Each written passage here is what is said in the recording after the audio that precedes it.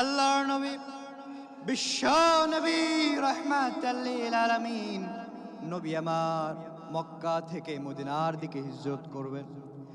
আল্লাহর নবী আল্লাহকে বারবার বলছেন, আল্লাহ আমি যদি একটি বার আপনার ঘরে গিয়ে বুকটা লাগিয়ে সিজদা দিতে পারতাম।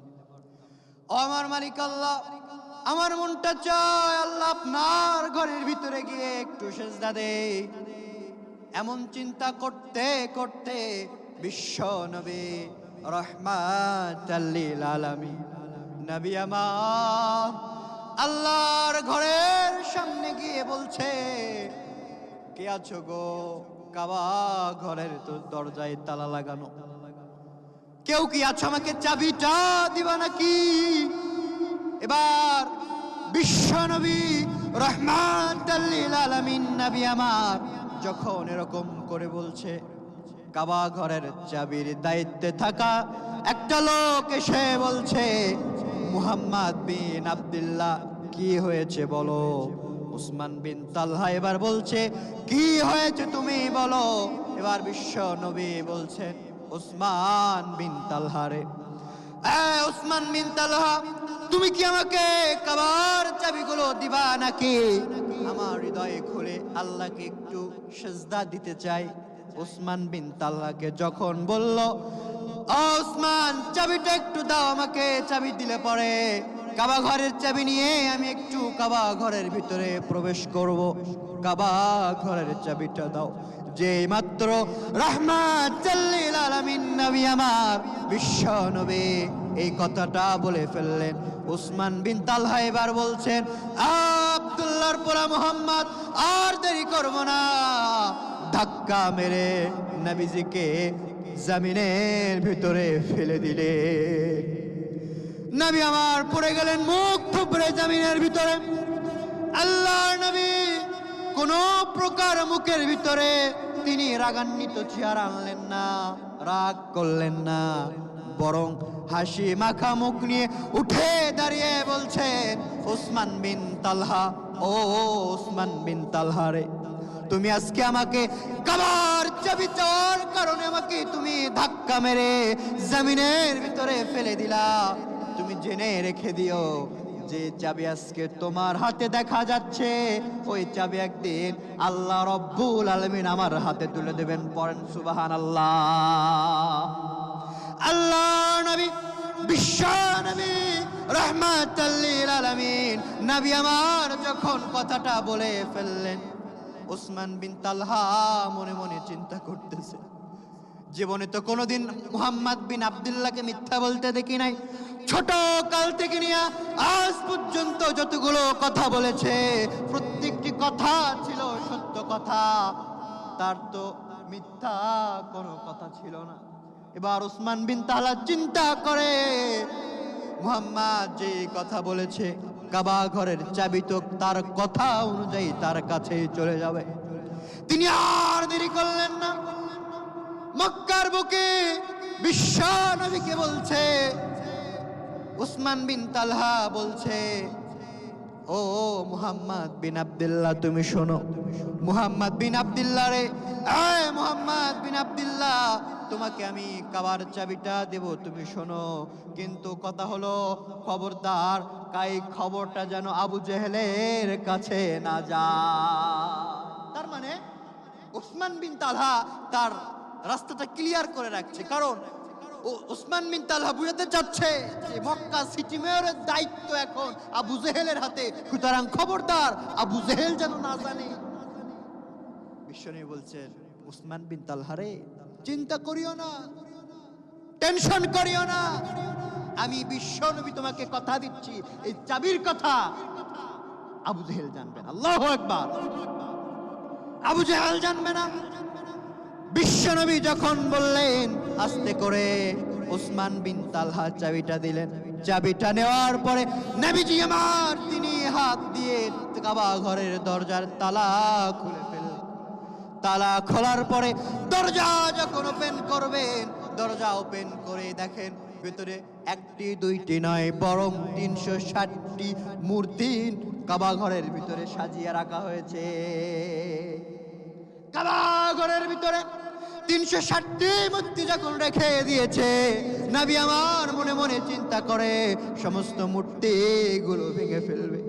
নবী আমার এবার যখন ভাঙার উপক্রম করে ফেললেন, নবী আমার এবার যখন ভাঙবেন, জিবরিল আমিন এসে বলতেছে, ইয়া রাসূলুল্লাহ, ইয়া হাবিবাল্লাহ, রাসূল গো, ও আমার রাসূল, খবরদার, এখনো তো সময় আসে নাই মক্কার মূর্তি ভাঙার। এখন যদি আপনি মক্কা ঘরের ভিতরে মূর্তিগুলো ভেঙে ফেলেন, তাহলে তো আবু জেহেল আপনাকে একেবারে 144 জারু করে দেবে। এখন আর ভাঙতে পারবেন না, বরঞ্চ আপনাকে আল্লাহ পাক দোয়া শিখিয়ে দিয়েছেন। আল্লাহর দোয়া শেখানো দোয়াগুলো আপনি পাঠ করেন। আল্লাহ এবার দোয়া শিখিয়ে দিলেন, ওয়াকুর রাব্বি আদখিলনি মুদখালা সিদকিন ওয়া আখরিজনি মুখরাজা সিদকিন ওয়াজআলনি মিন লাদুনকা সুলতানান নাসীরা। নবী, আপনি মূর্তিগুলো এখন ভাঙতে পারবেন না, কারণ মক্কার দায়িত্ব তো আপনার হাতে নাই। আপনি কেন মক্কার কাবা ঘরের ভিতরের মূর্তি ভাঙবেন? মূর্তিগুলো সামনে রেখে আপনি সিজদা দেন, সিজদা দিয়ে আমার কাছে দোয়া করেন, ওগো আল্লাহ, আল্লাহ, আল্লাহ গো, ও আল্লাহ, দয়া করে মায়া করে এই জায়গা থেকে আপনি আমাকে বের করে নিয়ে এমন এক জায়গায় প্রতিষ্ঠিত করেন, যে জায়গায় গেলে ক্ষমতা আমার হাতে চলে আসবে, ক্ষমতা চলে আসবে, এমন দোয়া করলেন নবীজি আমার। দোয়া করে মক্কার ভিতর থেকে কাফেরদের রাখা মূর্তিগুলো রেখে তিনি সিজদা দিলেন। সিজদা দিয়ে আস্তে করে বের হয়ে আসছেন। বের হয়ে আসার পরে নবী আমার বললেন, আবু বকর রে, আবু বকর, ও আবু বকর, যাও যাও যাও, আমি তোমাকে বলে দিলাম যে কোনো মুহূর্তে আমার ইজ্জত করা লাগতে পারে। যাও রে, যাও যাও, এই মুহূর্তে থেকে প্রস্তুত হয়ে যাও। নবী আমার যখন বের হয়ে আসলেন, নবী চিন্তা করলেন, এই যে ক্ষমতা এখন আবু জেহেলকে জানতে দেয়া যাবে না, কারণ আল্লাহ তাআলা বলছেন, আন্নাল কুওয়াতা লিল্লাহি জামিআ। আল্লাহু আকবার। সমস্ত ক্ষমতার মালিক আল্লাহ, সমস্ত ক্ষমতার মালিক আল্লাহ।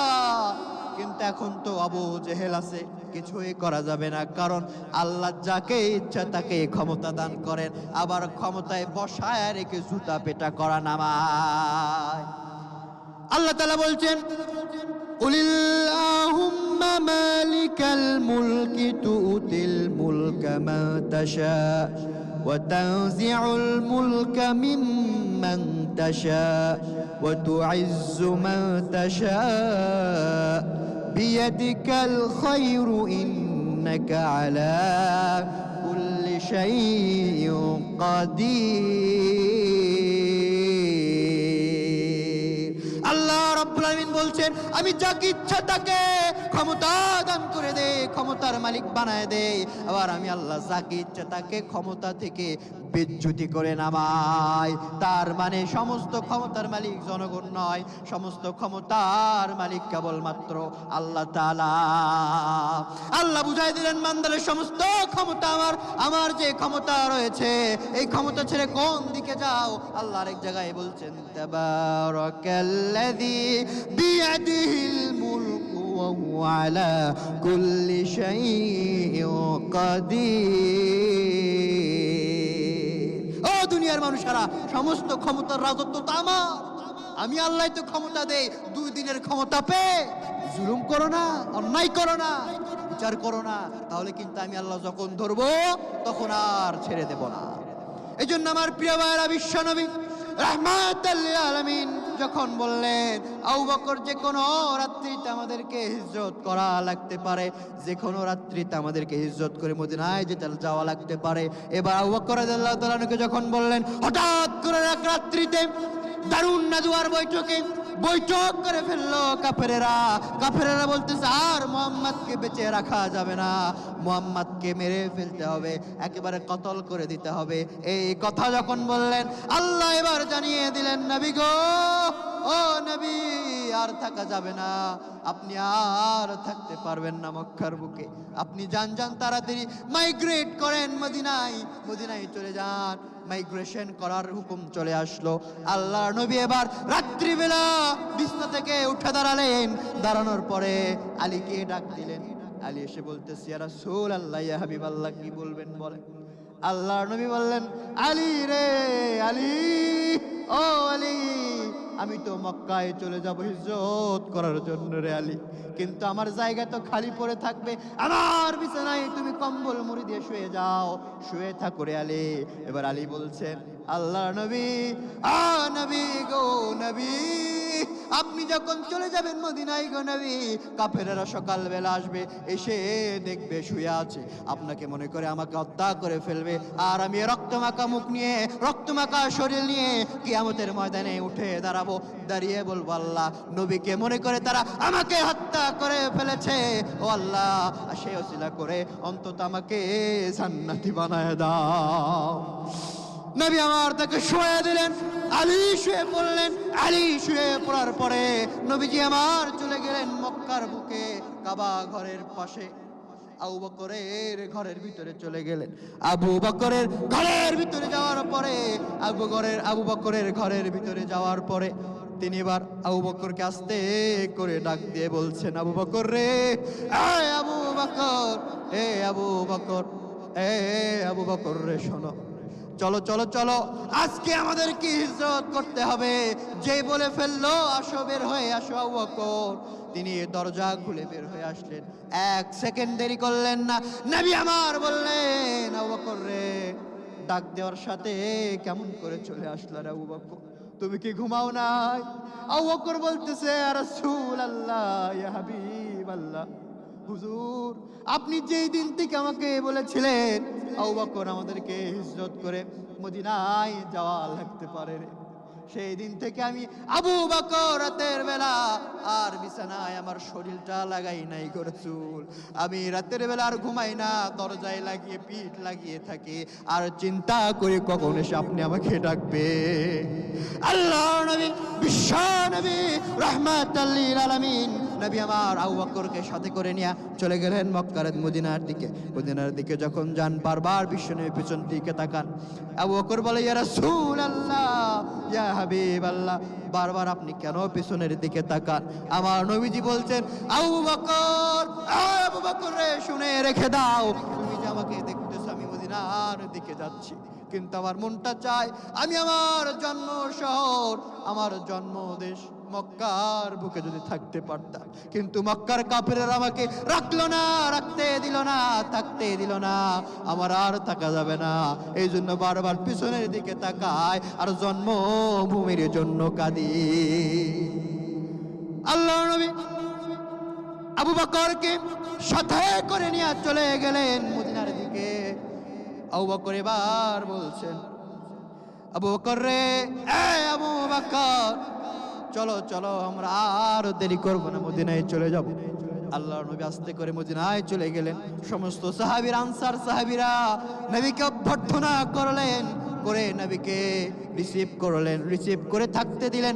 নবী আমার 6 মাস 8 মাস যাওয়ার পরে 1 বছর যখন হয়ে গেল, 1 বছর বিশ্বনবী শান্তিতে দিনগুলো অতিবাহিত করতে লাগলেন। আস্তে আস্তে যখন 1 বছর পার হয়ে গেল, কাফিররা চিন্তা করে দলে দলে মুসলিমরা মদিনায় চলে যাচ্ছে নবীর কাছে, আর দল তো বাড়ি হয়ে যাচ্ছে, আর সময় দিয়ে যাবে না, এই মুহূর্তে গিয়ে মদিনায় গিয়ে মুহাম্মদকে আক্রমণ করে তাদের দিনকে ধ্বংস করে দিতে হবে। এই কথা যখন বলে ফেললো, নবীর কাছে সংবাদ চলে গেল, আল্লাহর দিনকে নিভিয়ে দেওয়ার জন্য করে, আপনার ইসলামকে নিভিয়ে দেওয়ার জন্য করে, আপনার দলের কর্মীদেরকে হত্যা করার জন্য করে কাফেরেরা চলে আসতেছে, আপনি তাড়াতাড়ি তৈরি হয়ে নেন। তার মানে বদরের যুদ্ধ চলে হচ্ছে, বদরের যুদ্ধ হওয়া শুরু হয়ে যাবে, আপনি আর দেরি করেন না। এবার নবী আমার বললেন, খবরদার খবরদার, তারা কোনোদিন আমার দিনকে, আমার আল্লাহর দিনকে ধ্বংস করতে পারবে না। আল্লাহ আয়াত নাজিল করে দিলেন, ইউরিদুনা লিইউতফিউ নূরাল্লাহি বিআফওয়াহিহিম ওয়াল্লাহু মুতিম্মু নূরিহি ওয়ালাউ কারিহাল মুশরিকুন।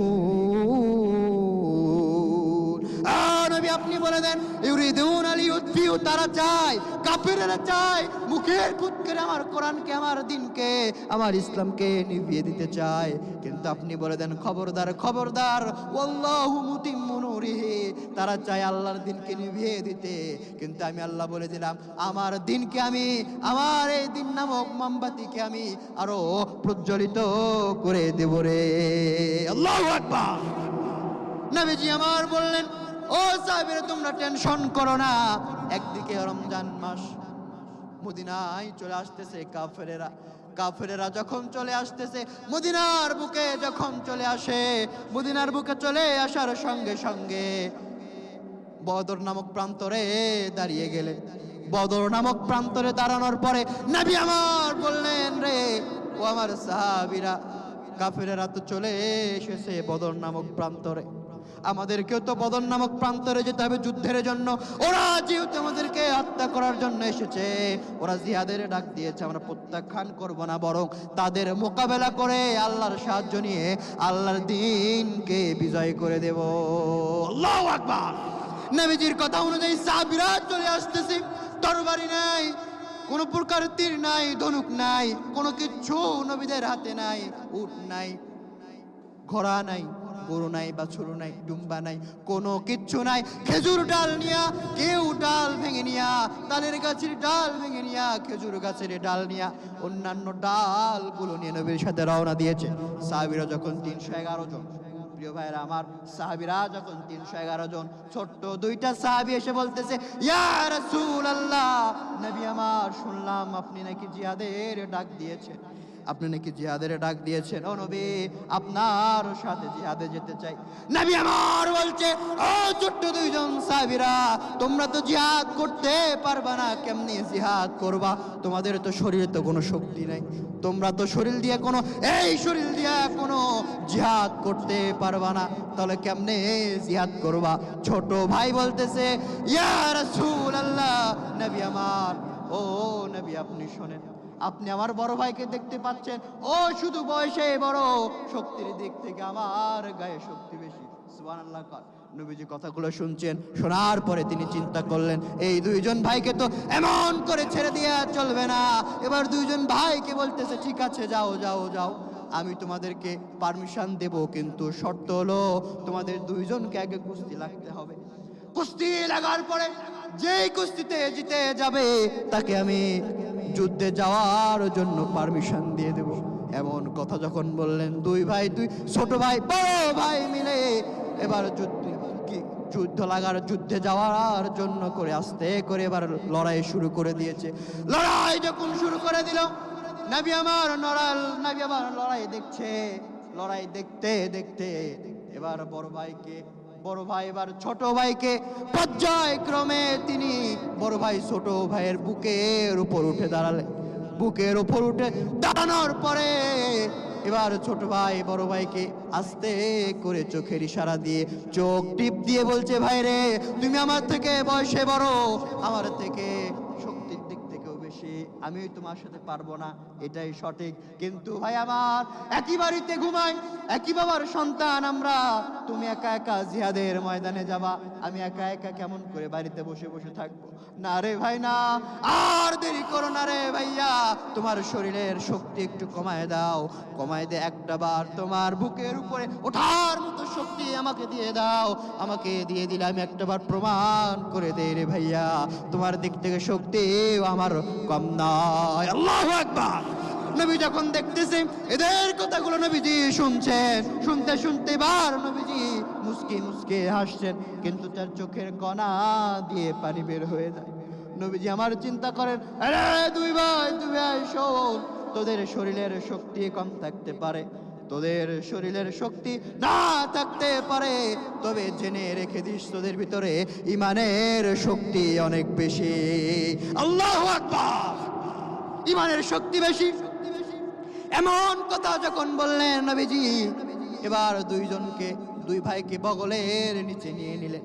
আস্তে করে বগলের নিচে নেওয়ার পরে নবী আমার বলছেন, ভাই তোমরা দুইজন শোনো, তোমরা বয়সে ছোট, জিহাদ যেতে পারবা না, কিন্তু তোমাদের গায়ের শক্তি আমি দেখে নিলাম। তোমাদের শরীরের শক্তি কম থাকতে পারে, কিন্তু আমি দেখলাম তোমাদের ভিতরে ইমানের শক্তি 100%। আল্লাহু আকবার। ইমানের শক্তি আছে, চিন্তা করো না। যাও, তোমাদেরকে দুই ভাইকে আমি যুদ্ধে যাওয়ার জন্য পারমিশন দিয়ে দিলাম। আল্লাহু আকবার। দুই ভাইকে যুদ্ধে যাওয়ার জন্য পারমিশন দিয়ে দিলাম। দুই ভাই এবার বিশ্ব নবীর সাথে জিহাদের ময়দানে চলে গেলেন। জিহাদের ময়দানে যাওয়ার পরে নবীজিকে বলতেছেন, ইয়া রাসূলুল্লাহ, ইয়া হাবিবাল্লাহ, আমরা ছোট মানুষ, আমরা তো আপনার সাথে থাকতে পারবো না, আপনার সাথে থাকবো না। ইয়া রাসূলুল্লাহ, ইয়া হাবিবাল্লাহ, আমরা একটু আলাদা হয়ে যুদ্ধ করতে চাই।